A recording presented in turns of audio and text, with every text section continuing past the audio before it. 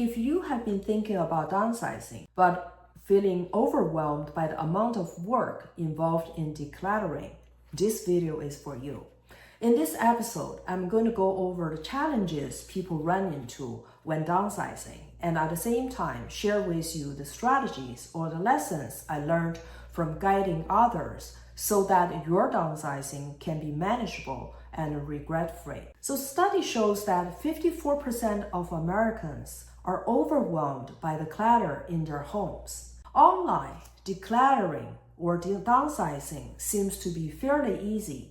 It's a before and after pictures and then happy ending. But in reality, it's quite messy and it can bring out a lot of emotions, memories, family holiday gatherings, and traditions. And yes, a lifetime of stuff. This is one of the most challenging, yet the most rewarding journey that you will ever take. So why do people declutter before they move? There are actually several benefits. Number one, less stuff means less chores, less stress, translate into more calm. Because this way, your home becomes a sanctuary instead of a unit of storage. Next one, you can get some savings. If you have been living in a 5,000 square feet house and you are going to move to our 1,500 square feet house, right? Chances are you're going to pay less taxes, less insurance premiums, utility costs, maintenance costs. On top of that, if there are items that you no longer need, you can get some cash in your pocket from either donating or selling those items. And remember, when it comes to the stuff, it's not only the ones in the physical form. Digital files count as well. And the study shows that 77% of Americans realize that they have more digital files than they need. So you do need to get rid of the old or duplicated files and auto-renewables or subscriptions. This way, you're not only save money, but also help improve your mental bandwidth. Now let's take a look at the three major challenges that the people usually run into when downsizing. The first and the foremost, this is the biggest one, that is the emotional attachment. So after you have been living in the property for decades, right? This house is no longer simply walls and ceilings. It is a place where you lived your life and your created memories, family and holiday parties or gatherings, and familiar routines, your favorite spots in town. All these are real and it matters. When you are getting ready to part ways from this property, there are several ways to help you work with this particular situation to deal with the emotional attachment. Number one, write down your why. Think hard. Ask yourself, what was the reason? What has you thinking about selling? Is it because you want to get to see your grandchildren often? Or is it because of you want to have a house with a less upkeep or lower cost, right? Write them down and put them on the fridge so you get to see them daily. You will need to see them, especially on the tough days. Number two, go gradual.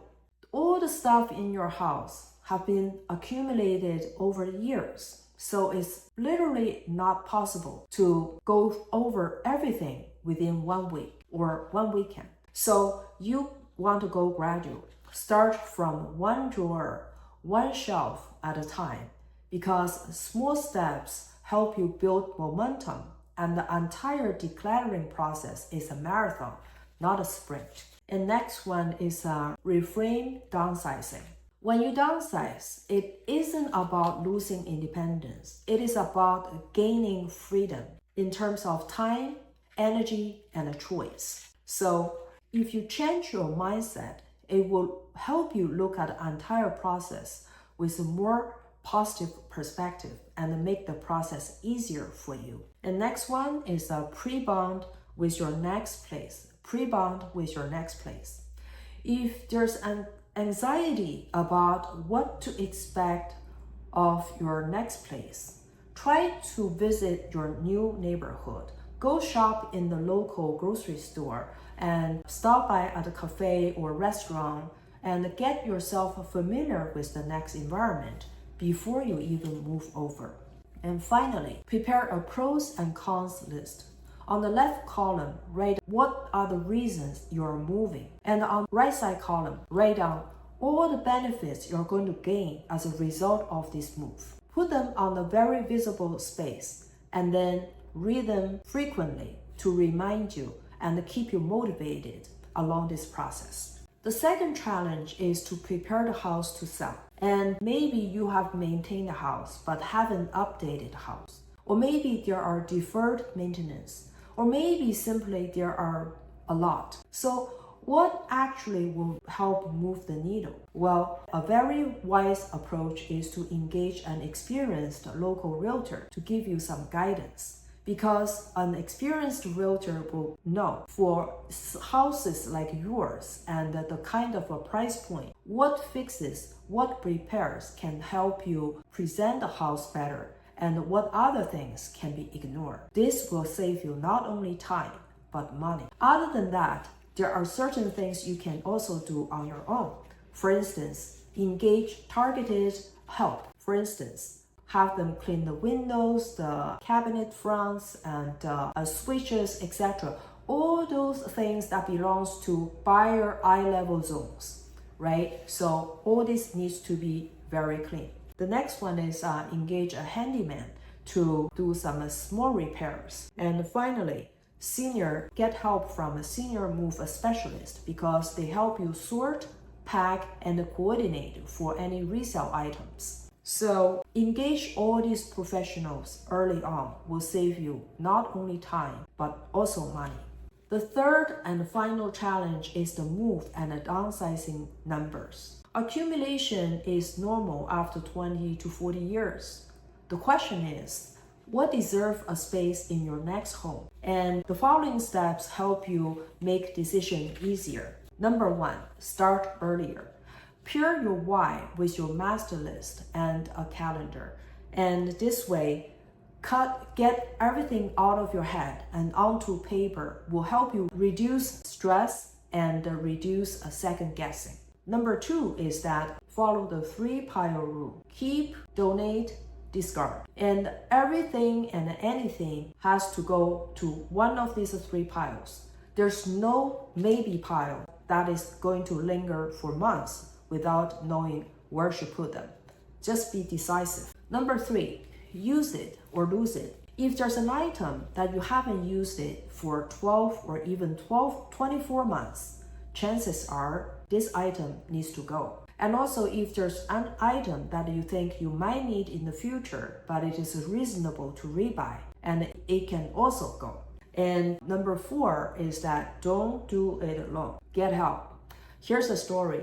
One of my past clients, she's an independent woman and she likes to take care of everything all by herself.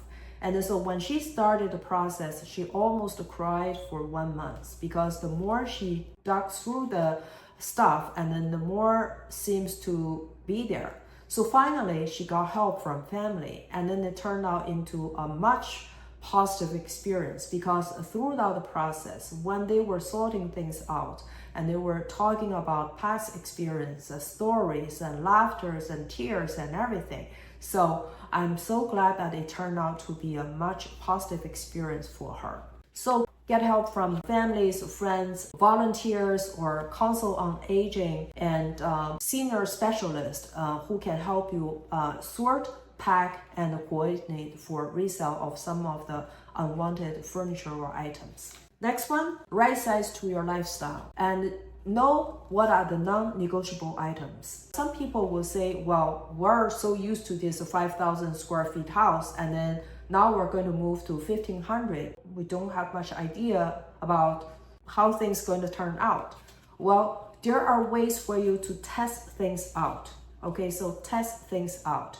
So one way is that try to go to stay in the Airbnb, the size that is similar to your next home and live there for a short period of time to see how, what are the things that you absolutely need and get a sense of what life is like in living in a much smaller environment. Or alternatively, in your current residence, you can find a space that is similar to the size of your next house and try to limit your life activities within that smaller area. And so you can understand and get a sense of what exactly are the items that you have to bring them over with you to the next house. That's a good exercise to do, by the way, especially for those people who are used to live in much larger house. Finally is that change habit, not only the house. If a retail therapy is your stress valve, clutter will return. So you need to make a rule before you move into your new home. That is, for instance, if I bring one item in, I need to get rid of one item, or I need to check my subscriptions regularly. Do those exercises regularly so that you can save money and also have mental clarity. And throughout the decluttering process, and we did notice a few things that people like to say, or we call them traps, and you want to avoid those traps. Number one, we can do it in all weekend. Like I mentioned earlier, you didn't accumulate all the stuff over weekend, so there's no chance for you to do everything over one weekend. Plan early and do baby steps, because if you rush, you're going to panic and you're going to burn out. Burnout will stall the process, and then it will only hurt you. It will cause you delay, not help you. Choose pace over panic. Next one, my kids will want this. Well, chances are they won't. So expect a few special keepsakes. Assume the majority of the unwanted item will go. Next one, we will sort it out after we move. This one simply doesn't make economic sense. Look at it this way. If you knew that there are items that you're not going to use them, and then you still pay for the mover to move them over to the next house, and then you get rid of them. No, you don't want to do that. You want to get rid of them now, and when you are going through the house, and before you do the final packing. Finally, people wait too long because you want to start early and plan carefully so that you can carry out the plan steadily and you don't feel tired, and then you are organized and you can get things done within your targeted time frame. Because a compressed timeline make every decision harder and more stressful, and you don't want that. Finally, there are some financial considerations. Again, you need to have conversations with certain professionals early. And if you bought your property decades ago, and chances are your property have helped you gain good chunk of equity. And in that case, sellers may qualify for $205K for singles or $500K for married couple, exclusion on gains from your primary residence, obviously subject to the IRS rule. And the remainder amount will be taxable based on your tax bracket. Another thing is that bracket effects. So a big taxable year might have effect on your Medicare and other costs. And finally, alternative to selling now. Depending on your particular situation, a HELOC or reverse mortgage might help unlock your equity. All the above information requires a careful review with respective professionals like CPA, your financial planner, and your lawyer to make sure that you can, after this consultation, you can map the smartest sequence for your numbers. So, decluttering and downsizing is not about losing your past. In fact, it is about embracing your future, your next chapter. So start early, do it gradually, use a plan to protect you, your family, to protect your time, your energy, and money. And if you are in the greater Princeton area and would like to have a room-by-room plan or a curated list of a senior move specialist, organizers, handyman, reach out. I'm Nicole Mook, and my goal is to help you downsize with clarity and confidence without regrets. If you haven't seen my other video about the mistakes that people usually make during downsizing, I will put the link below and you're welcome to take a look. And until next time, take care.